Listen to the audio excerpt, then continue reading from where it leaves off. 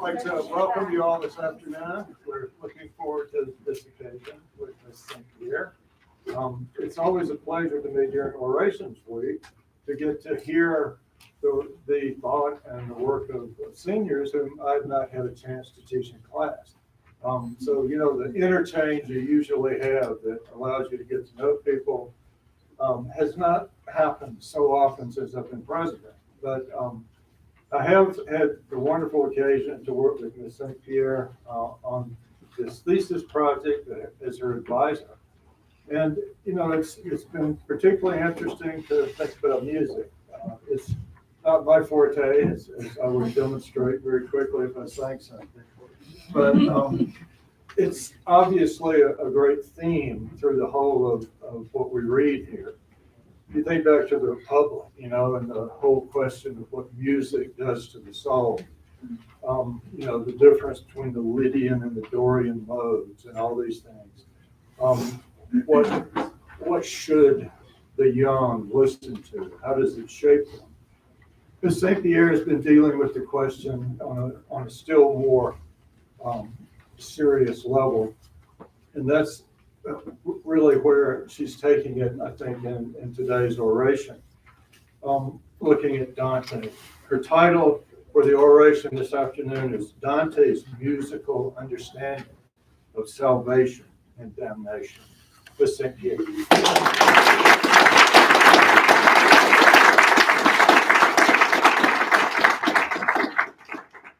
Thank you, Dr. Dante, for that wonderful introduction, and thank you for being my advisor. Thank you, Professor Hodkinson, for being my second panelist and second reader to my thesis, and thank you, Dr. Tonkovich, for being here as well. Let's open with prayer. In the name of the Father, Our Father, who art in heaven, hallowed be thy name. Thy kingdom come, thy will be done on earth as it is in heaven. Give us this day our daily bread, and forgive us our trespasses, as we forgive those who trespass against us. And lead us not into temptation, but deliver us from evil. Our Lady, seated wisdom, Pray for us. Saint Cecilia, Pray for us.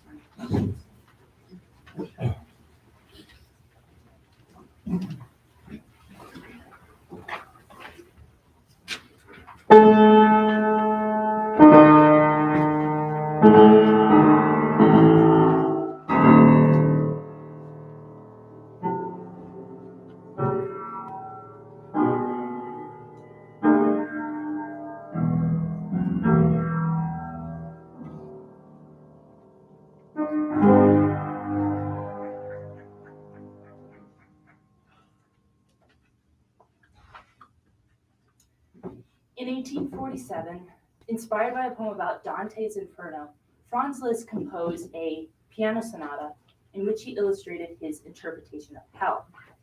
The introduction to this sonata, which I just played, begins with a cascade of tritones, which is also known as the devil in music. As you may have been able to tell, it sounded a bit odd and unnatural. It probably filled you with a little bit of discomfort. It is naturally a dissonant interval. On a very natural level, this is what discord does to us. It makes us feel uncomfortable because of the sense of the disagreement between sounds. Harmony, on the other hand, gives us a very different reaction. Harmony makes you feel completion and resolution because of the sense of agreement between the pitches of sound. Man is inherently musical, and therefore he reacts very strongly to it with either pleasure or repulsion. So considering discord as the devil in music then, perhaps there's some reasonable explanation as to why Franz Liszt uses discord to represent hell. Liszt echoes Dante's intention throughout the whole Commedia, which is to use the concept of musical harmony and discord as the main mode of understanding a relationship with God. Dante's journey throughout the Commedia shows the reality of what it means to be separated from God through sin or to be united to him in perfect love. In short, concept of musical harmony and discord is uniquely the best way that we can understand man's relationship with God. But before I get into the Commedia, I would like to give a little bit of background. Long before Dante, there was a common conception that creation's foundations were laid out with the structures of musical harmony. Cicero, for example, writes about the harmony seen in the celestial bodies' movements. In the dream of Scipio, Scipio is brought up to the heavens, and as he looks down over the celestial spheres, a sound so strong and so sweet fills his ears. He asks the spirit of Africanus the elder, with whom he's conversing, what this might be. Quote, "That," he replied, "is the music of the spheres. They create it by their own motion as they rush upon their way. The intervals between them, although differing in length, are all measured according to a fixed scheme of proportions.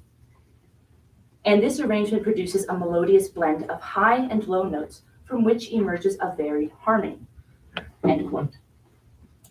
This answer comes directly from the discoveries of Pythagoras and others, who also claimed that this harmonious movement is seen specifically through the ordered movement of the stars. Now, we can also remember that man is part of this creation, part of God's creation, and perhaps therefore he too ought to have this order within himself. As part of God's creation, man can either act in accordance with the order of the cosmos or against it. This brings us to Dante's Inferno. Now, the refusal of man to conform himself to sin is the refusal of man to conform himself to cosmos is where the concept of sin comes in. Sin, where there is sin and separation, there's despair, because man is disordered and severs himself from the good, true, and beautiful. In this choice of anti-God, man takes part in a distorted relationship. And therefore man is fittingly damned to dwell in hell, where discord makes that relationship manifest. So what does Dante hear in the Inferno? He hears chaotic noise and discord.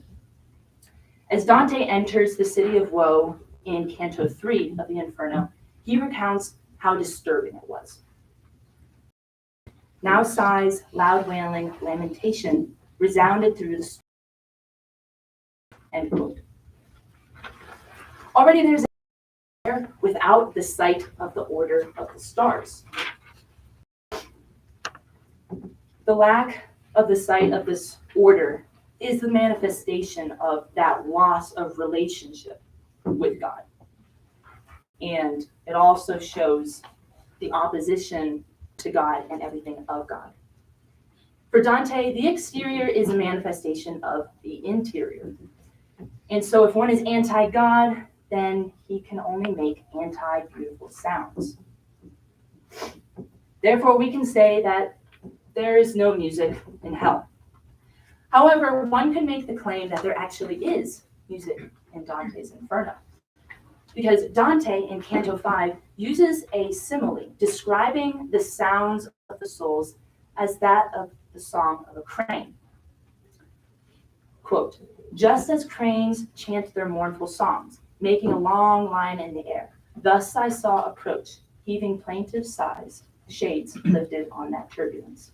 End quote. On the contrary, if one actually knew the sound that a crane makes, he would admit that it does not deserve to be called a song, because it is a very coarse and grinding cry, and it's very mournful and dissonant. Another example of discord in the Inferno is found from Canto 7, where Dante sees souls sinking into a bog of mud, and they are choking on its slime. He says, quote, "Plunged beneath these waters, as your eyes will tell you, are souls whose sighs with bubbles make the water's surface seethe. Fixed in the slime, they say, we were sullen in the sweet air that in the sun rejoices. Filled as we were with slothful fumes, now we are sullen in black mire. This hymn they gurgle in their gullets, for they cannot get a word out whole." End quote. This passage is ironic and quite a bit of a mockery of music because they are incapable of making beautiful sounds. They're incapable of making beautiful music. This hymn that they gurgle isn't whole or complete because man is incomplete without God. Yet another example of discord in the Inferno is found from the same canto, Canto 7. Quote, "They crashed into each other, turned and beat retreat, shoving their loads and shouting, 'Why do you hoard?' or 'Why do you squander?' Thus they proceeded in their dismal round, on both sides towards the opposite point, taunting each other with the same refrain." End quote.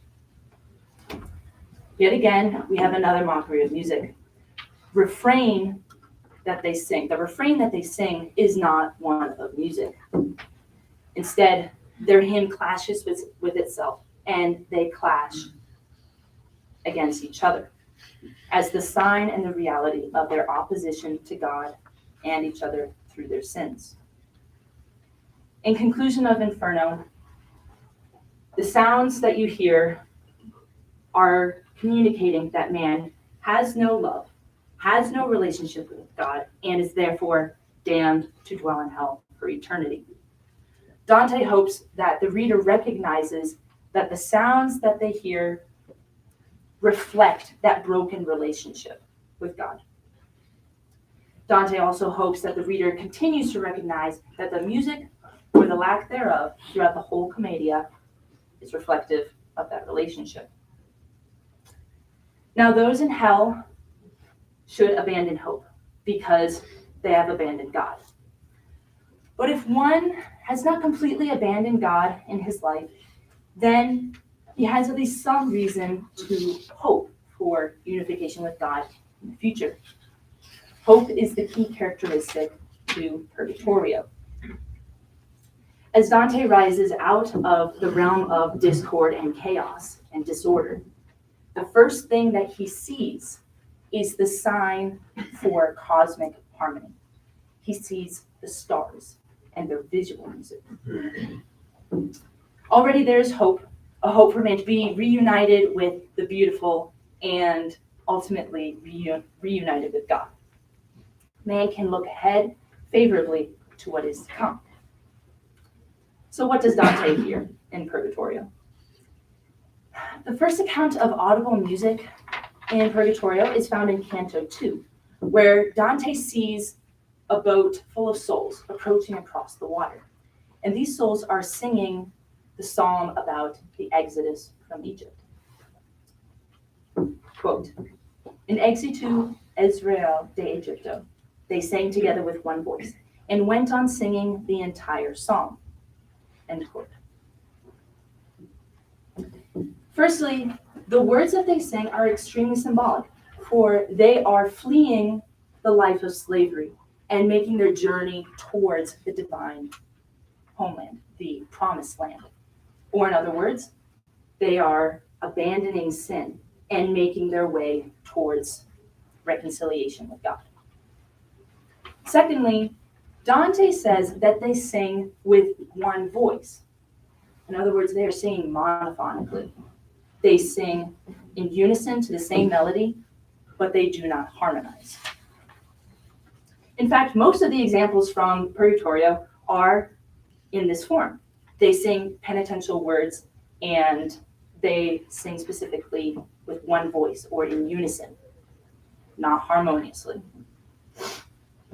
Another example of this is found in Canto 23.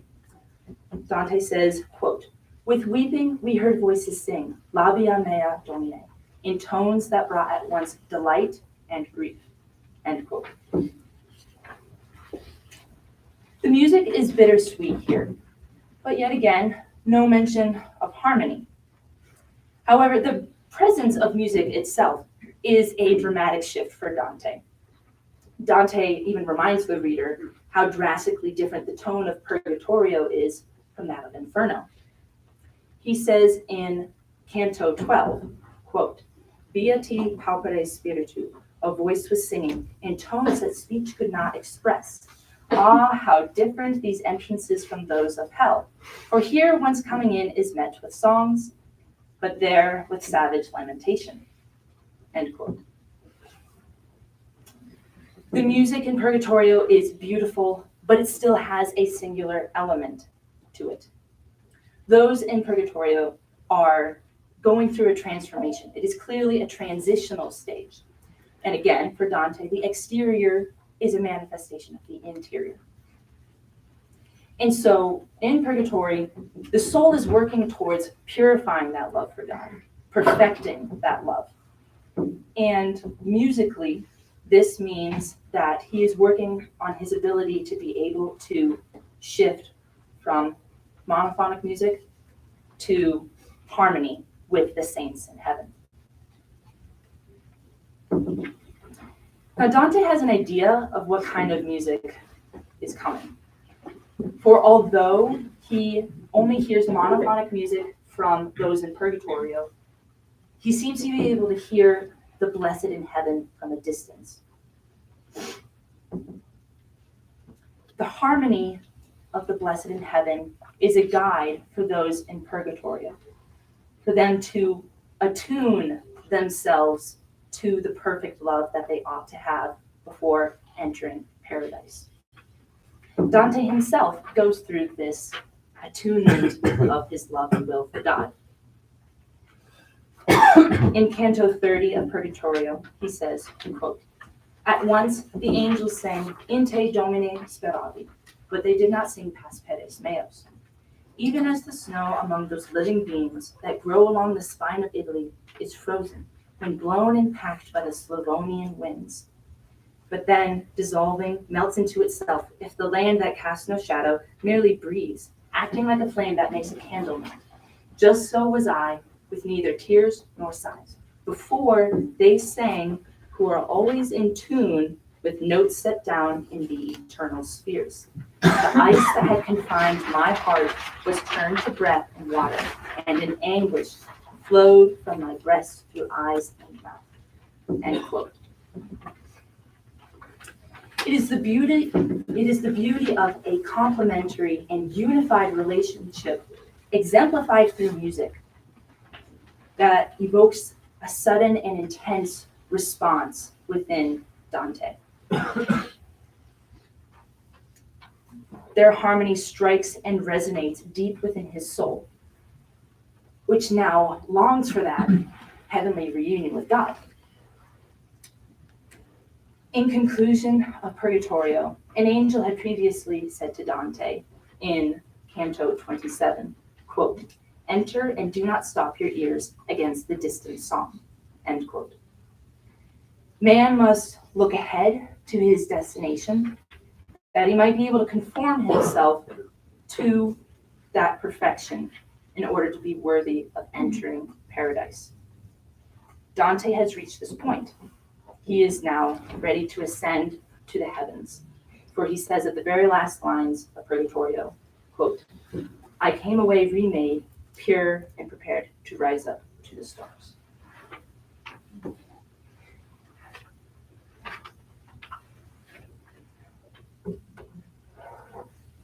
Dante encourages the reader to continue to look at everything in terms of musical terminology. And so finally, what does Dante hear in Paradiso? You probably already guessed, it is harmony. They sing polyphonic, polyphony, which means many sounds, many voices. The music gets more intense and deliberate about describing the harmony of the soul with God, unified by love. One of the saints, Piccarda, speaks to Dante in Paradiso. And she tells him what it means to truly live in peace. She says in Canto 3, quote, "If we desired to be more exalted, our desires would be discordant with his will, which assigns us to this place. No, it is the very essence of this blessed state that we remain within the will of God, so that our wills combine in unity, and in his will is our peace." End quote. Piccarda alludes to the fact that a disordered desire is discordant with the will of God. That's why there is discord in hell. But she also means that conformity of the will to God's love is the peace of the soul. Beatrice, too, exemplifies the saints in heaven as being harmonious. For Dante describes her as, quote, heaven with its harmonies reflected in her, end quote. Dante has become like God through the heavenly image of her soul in perfect love. But according to Jacques Maritain, he is more than just a symbol. He says, quote, symbolically transmuted as she may be, Beatrice is never a symbol or an allegory for Dante. She is both herself and what she signifies, end quote. And so when Dante describes Beatrice as having heaven's harmonies reflected in her, he truly does mean that her soul is harmonious with God. The angels, too, are harmonious in heaven, but there arises a problem. For one could say that music can only be made by material substances on earth. This is how we experience music. And yet, if this is true, then why do we say that these immaterial beings, the angels, sing, that they make music? What is their song? What is their praise? There's really only one solution, that their perfect love and desire and conformity to God is only most appropriately explained in terms of musical harmony. Another problem arises. There is no music, or next to no music, mentioned in the last three canti of Paradiso, which is really confusing, because if we've been led up to this point to believe that harmony, musical harmony, is the sign and reality of man's soul being perfectly unified with God, then why is there no music at the very throne of God? Dante wants the reader to understand that there is actually a cosmic harmony that is superior to man's perception of audible harmony. And what is it that Dante sees at the very end? He sees the incarnation, which is the perfect unity of two natures, the perfect unity of God and man. In this case, we could say that the incarnation is the essence of harmony. This vision echoes the saints from Canto 13 of Paradiso. Quote, there they sang the praises not of Bacchus nor of Pan, but praised the divine nature in three persons, and in one nature, saying that nature joined with man, end quote. In the case of the Trinity, too, is a harmony of love. For they are three distinct persons, yet they are one God, perfectly equal. And so this is the primal love that man ought to have. Again, we're reminded in Canto 10 of Paradiso. Quote, gazing on his son with the love, the one and the other eternally breathe forth.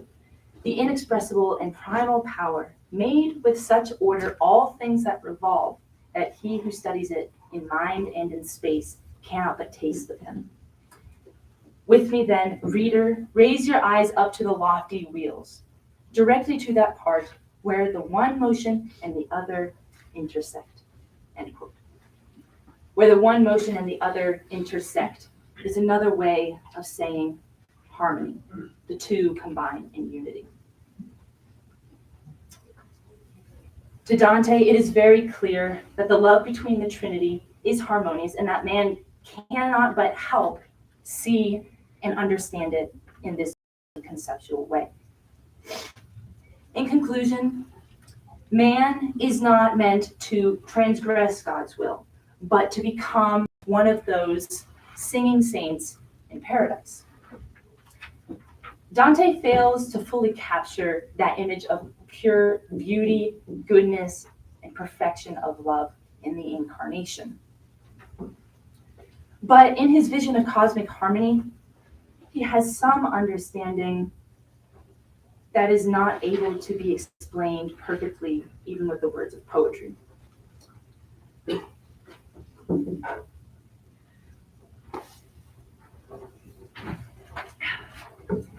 At the very end of Paradiso, Dante says, quote, "Here my exalted vision lost its power, but now my will and my desire, like wheels revolving with an even motion, were turning with the love that moves the sun and all the other stars." End quote.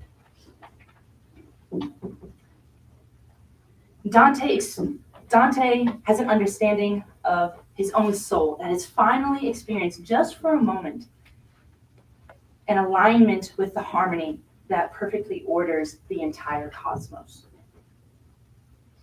He no longer experiences audible harmony, but instead that cosmic harmony. Man is made for paradise and to be in concordance with God. And Dante shows that harmony is at the heart of the cosmic journey of the entire human experience. Dante's message suitably echoes Boethius's poem that shares this same vision. Quote, "How happy is mankind if the love that orders the stars above rules too in your hearts." End quote. There in the divine homeland, the souls live in there in the divine homeland, the souls live in a place of complete happiness and rest, wherein lie eternal harmony and resolution for the soul. This is the end that man ought to be aiming for during his life on earth. As music itself yearns for wholeness, harmony, unity, and resolution, so too does the soul yearn for that rest and resolution.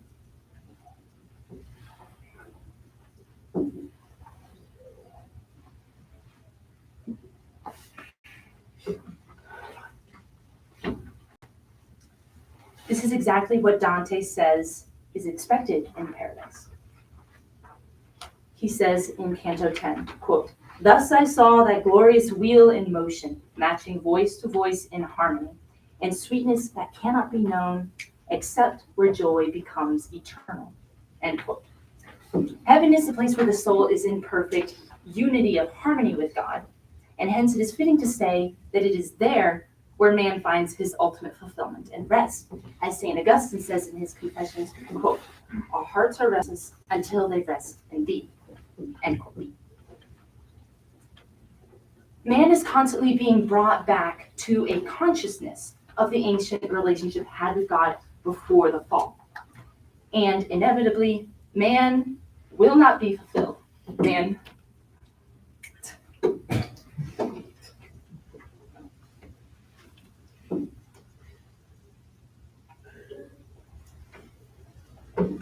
Inevitably, man will not be fulfilled.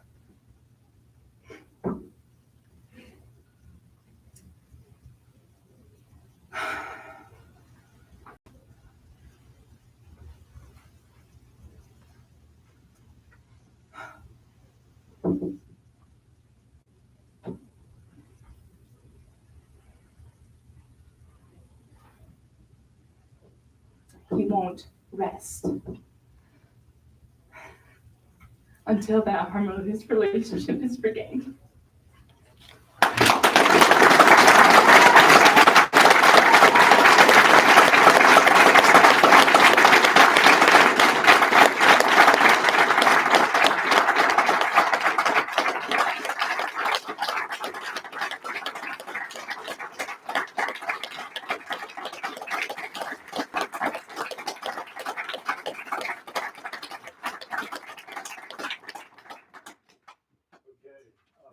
Let's start with some questions from our panelists. So lying behind all the planetary forces is what mathematics and Lucas explains to us, lots of ratios and so on. And yet, if I think through that, simpler the ratio, the more perfect the harmony. And it seems like nothing is more simple than the 1-to-1 ratio. So why would monotony not be superior to polyphony? Why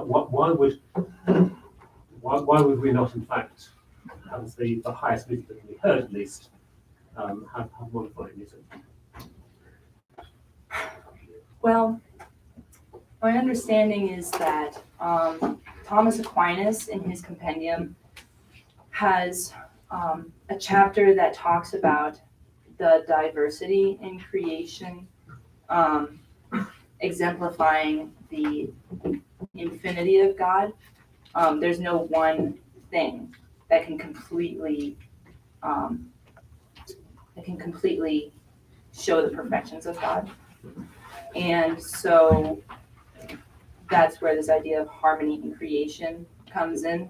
And so in a way, harmony is, off of that chapter, you could say that harmony is more suitable to describing God than just monophony. Okay. Well, we don't have a lot of quotes describing that harmony, do we? But does Dante conceive of that harmony as what we truly call polyphony, or are we talking about homophony? Homophony. So essentially that will be everyone singing the same words together on different notes. Oh. Well, polyphony. Oh, sorry. Could you ask me that question? So the word polyphony, at least as distinction from homophony, is in polyphony we have the different voices singing the same words but at different times. Yes. Yes. Right. Whereas in homophony, it's like when we sing a hymn together, we all sing the same words at the same time. Yes, with the same rhythm, the words line up on the. Okay. Yes. Does Dante give any clue on what he's talking about? Not that I can remember from all of Paradiso. He just constantly keeps talking about harmony and parts mingling, and yeah, he doesn't specifically say polyphony or homophony. Yeah. So, if I can just push the slide on. So essentially, it's not very critical of that technical in detail, which is fine. It's valid. But I'm interested, how is he using the concept of music? When you refer to quote 14, Maritan Beatrice is not a symbol of allegory, that she is herself and what she signifies. That's the sacramental way of speaking about Beatrice. What about music? Is music both herself and what she signifies? Is music itself both what it is and what it signifies? Yeah, I would say so. I'll say. Yeah, well, I mean, in regards to the literal audible music, music is a thing in this world, but it also does have a deeper meaning to it. Like it communicates to man, so in a way it signifies something. That's why I talked about how two notes together forming an interval can either sound bad because there's a sense of disagreement, or they can sound good because there's a sense of agreement between them. And so it signifies something. Yes, it signifies relationship between the two notes. Does that answer your question?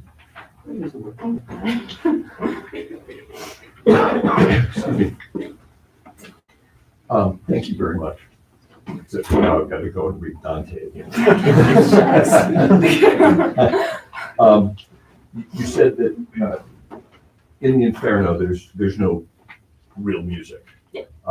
And there's monophony in Purgatory and polyphony in Paradiso. You also said that it's partly because among the damned there's no love for God, and there's no love for neighbor either. And So you made that, would you draw that through and make that connection for Purgatorio and for Paradiso? How the music exemplifies. How the music is tied to love. Oh. Okay, so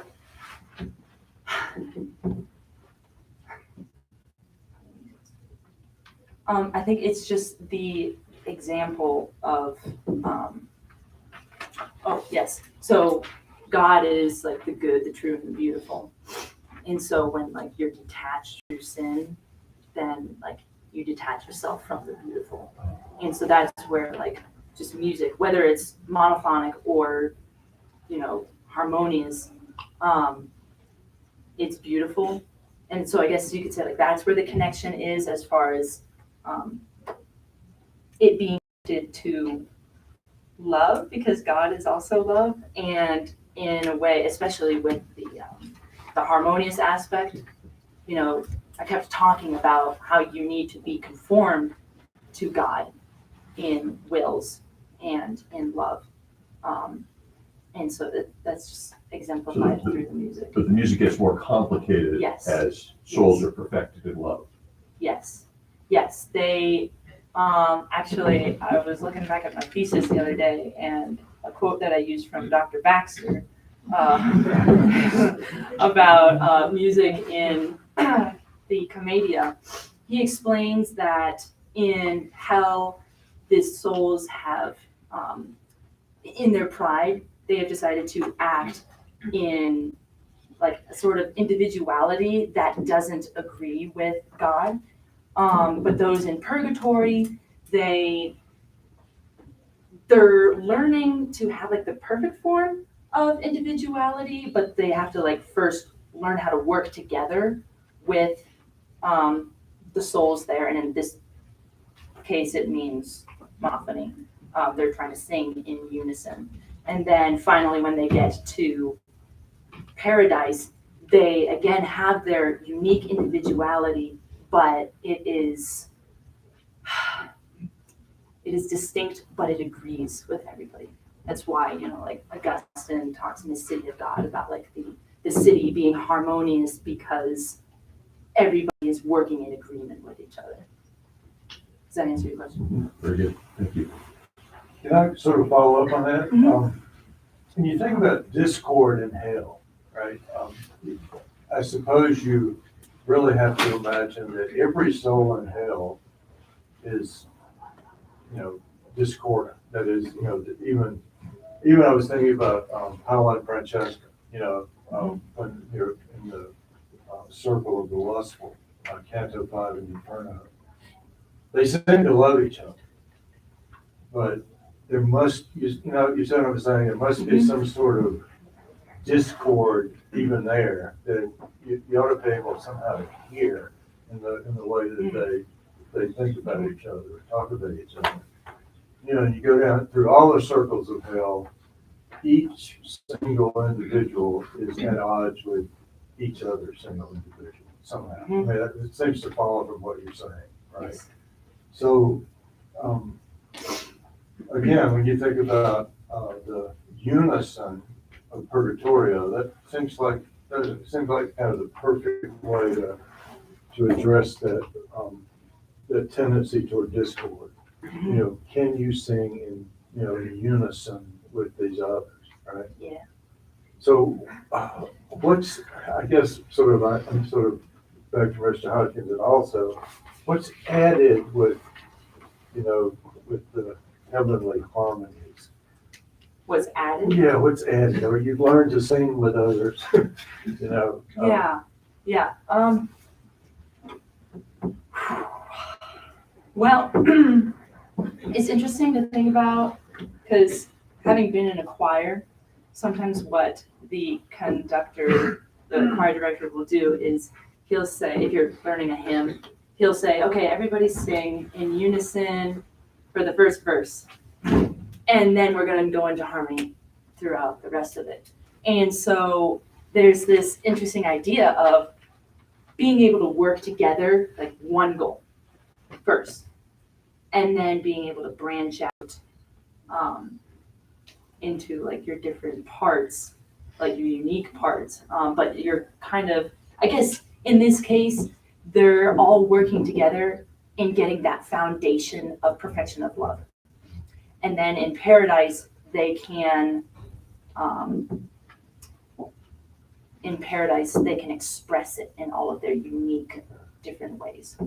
They're sort of liberated into their Yes. harmonies. Yeah. Yes. Okay, let's open it up. Blaze? Something to say here, that's wonderful. I wanted to ask you about the creative side of music, like as a creative art. And you brought up the idea of this like dissonance and consonance, right? Disagreement and agreement. Does a new piece of music, when created, need to agree with anything before it, or just sort of remain like agreeing with itself, I guess? As long as it's like internally consistent, or like it doesn't devolve into discord within itself. Okay. Is it like complete, or do you think the creation of new music needs to agree with music in the past in some way? So if I'm understanding you correctly, music in the past meaning like previous songs or previous styles or just previous phrases within the same song? Probably previous styles. Okay. No, I don't think so, because each song is unique and it'll have its own like structure. In fact, actually, my mom was telling me about this vision that some guy had apparently, which was about how he, like in his vision or in his dream or whatever, he was, brought up to the heavens, and like he could hear all of the different pieces of music that glorified God. And I mean, you can think of all the wide varieties of like and genres of kinds of music. But he said they were all in praise of God, and yet they all blended together, like because they were all directed towards that aim of praise of God. And so in a way, you've got like all these different kinds of songs, but you could say they don't necessarily agree with each other, like if you overlap them or something, but just in general, like, yeah, glory to God. Josie. Thank you so much. First of all, I love hearing new things about Dante, especially with doing him for my junior author project and getting that insight. And I never heard of the connections that you made before. And I was just wondering, in heaven, you talk about how there is the perfect harmony and the perfect, consonance in heaven. And my question is there any dissonance in heaven? Because I find that some of the most beautiful pieces of music that I've heard have both contained within them to make the consonances even greater. And so I was wondering, would there even be any dissonance in heaven? No, there is no dissonance in heaven. In fact, Dante lays out the whole commedia as, the inferno as being that dissonance you talk about. Like, that is why the commedia is so moving, is because you begin in the inferno where you're chaos and you hate it.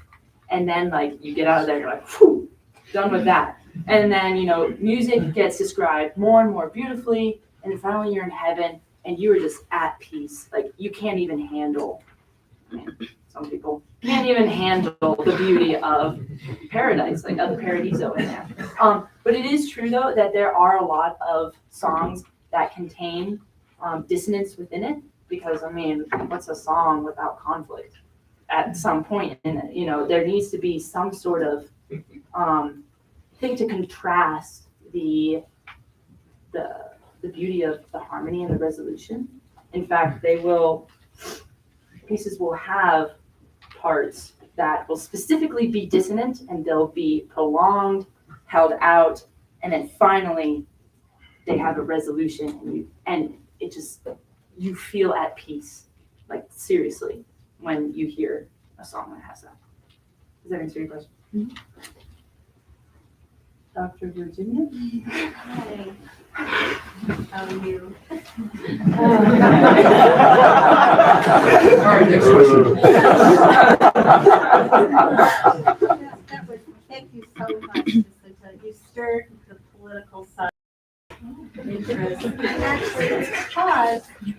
know, Dante is the exile, he's a political exile, and part of the pilgrimage that he makes as a poet also travels through political dissidence all the way through. And yet we end with that wonderful image of the eagle, you know, and the Caesarian look at the integration of the political and the redeemed. I just wonder if you could work out either that theme or other themes that are dissonant in Inferno and that are resolved in this peaceful harmony in Paradiso. From what I can remember, I think there is actually a passage in the Inferno. I can't remember exactly where, but I think there is a passage where Dante or somebody asks, you know, why is there so much discord within this city?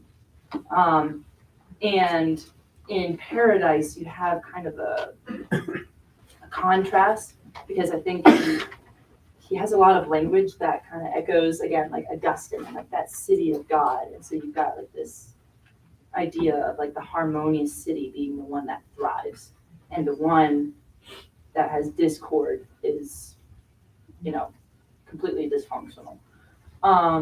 But I guess. So why would Rome, which is a city with a history of faction and conquest, be paradigmatic of solution, or is it? I don't know if it's specifically, I don't know that Dante specifically uses this model of Rome to, I don't know. I don't think he has faction in his mind at that part. I think it was more of an idea of power, because Rome was the powerful city. And so by having the eagle up there, formed by the choir of saints, I think that's more of what his intention was there. Yeah. Abby? Thank you so much. How does, if it does, listening to music right now here on Earth help me grow in love of the Lord?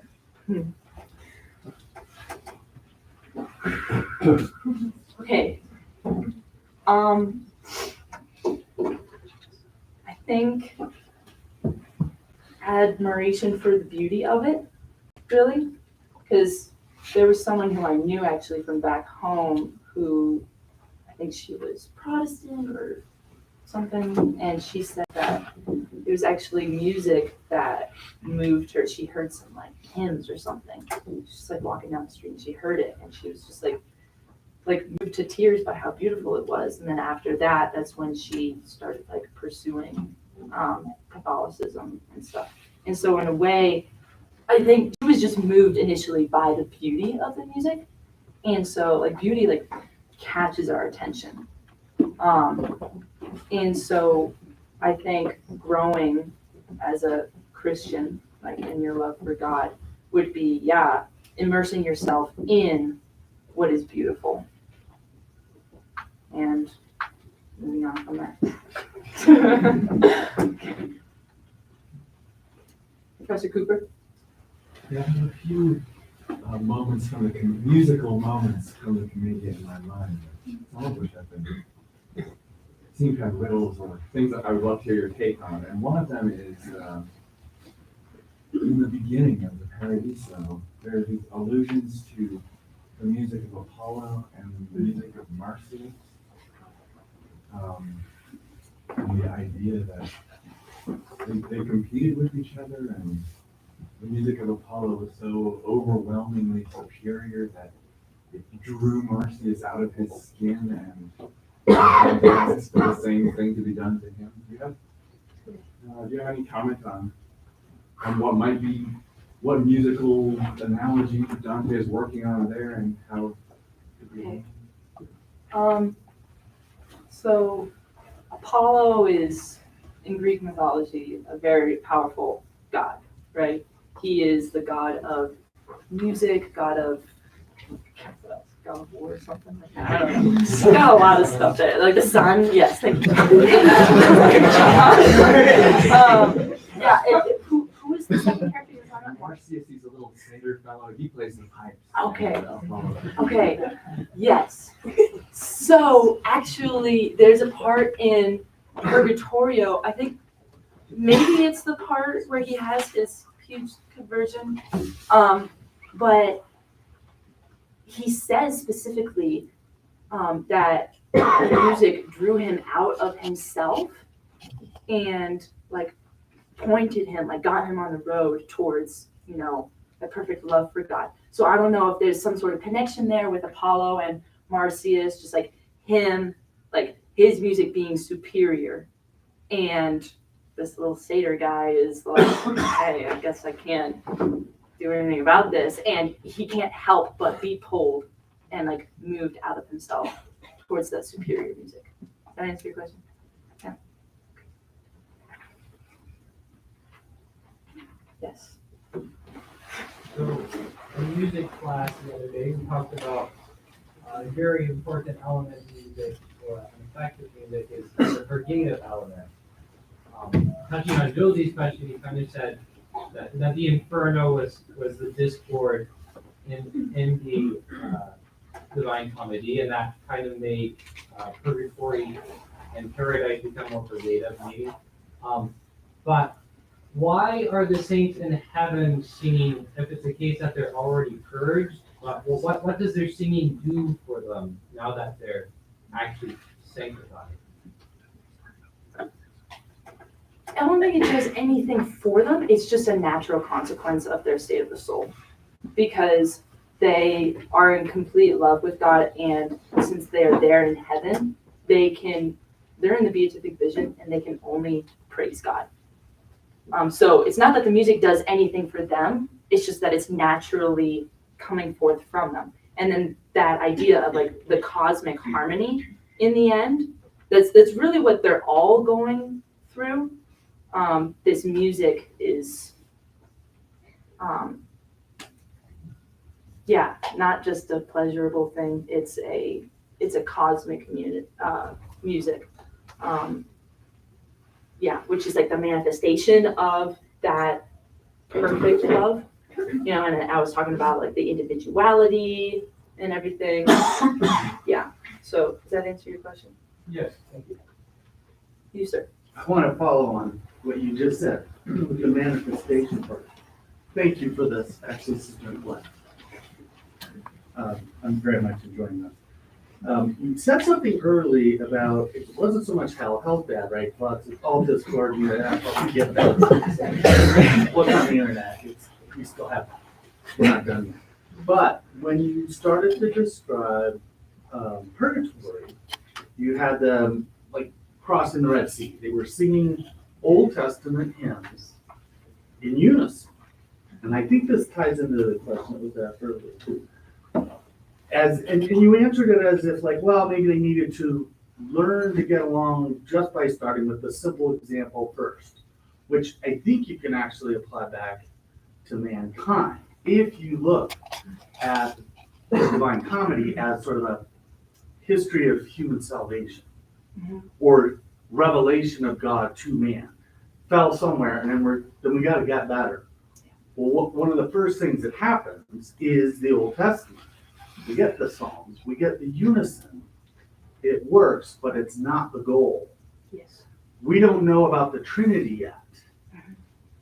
It's just one God, one song. We don't actually get to go to heaven until the Trinity has been revealed in harmony.